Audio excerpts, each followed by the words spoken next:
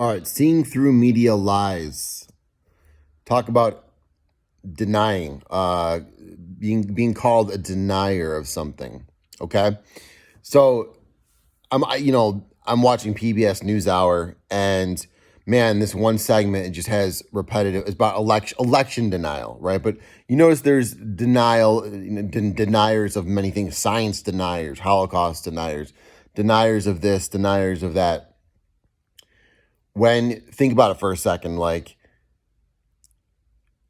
when you take the position of you're pointing at someone saying or that person's a denier or you're a denier, it presumes you're correct. My philosophy is correct. The way I know the story, the way I perceive the story is correct. Those people over there are just bad people for even questioning the way I view things.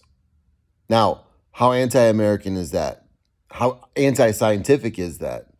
Okay? It's not scientific at all. Questioning things, doubting things, poking holes in things, asking questions, that's freedom of speech. That's being scientific, being skeptical. Okay? And so you got to understand that people who throw this word denier around, we could kind of slot them in two general categories. One way of viewing them is those that understand what they're doing and they're conscious of it.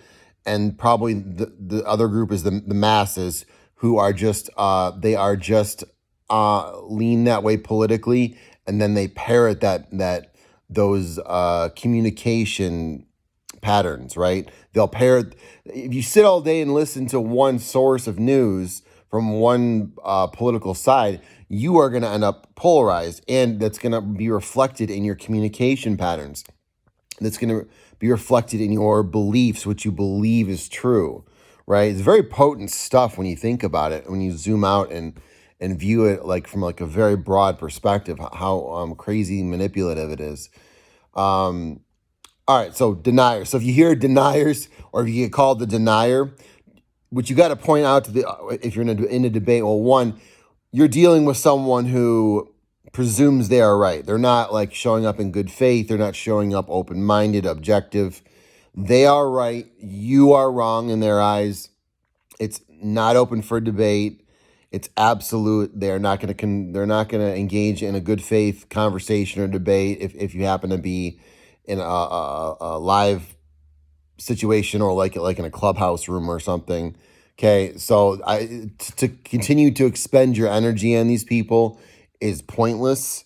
Okay, but also if you see it on the news, you understand these people are generally liars. And generally, the reason I pointed out there's those two groups of people: one, the masses that are parroting; two, there's the really clever, intelligent ones that are pushing this message, but they know they literally are defending a lie. They know it's like there's a lie, and then they're standing around the lie, pointing you, saying, they're standing around the truth. They're actually protecting the truth from you, right? Protecting you from actually seeing reality. They want to block reality from you. They want to say, no, go that way. You look that way. We're going to deflect you here, right? These are deflection tactics. So you don't figure out what's really going on. Okay. And they're very, very clever, intelligent people. They're clever and intelligent, but they lack morals and ethics. Okay. You got to understand and admit that the world is not full of nice people. There are people who would use mass communications and media to fuck with you. It's proven. Look at these screwed up challenges people promote, like convincing people to put tinfoil in their microwave. Like, people love tricking stupid people. Like, they get like a thrill from that, right? So why wouldn't you think there's psychopaths, sociopaths, narcissists who want to stand above you, feed off of you, right? Of course there is, right? It's nothing to get mad over. It's nothing to freak out over. It's just we have to admit that it's true so that we can so decent people can function in this world, right? And not get screwed over, right? All right, anyways, peace out. If you hear the word denier, it's probably a liar, right? There we go.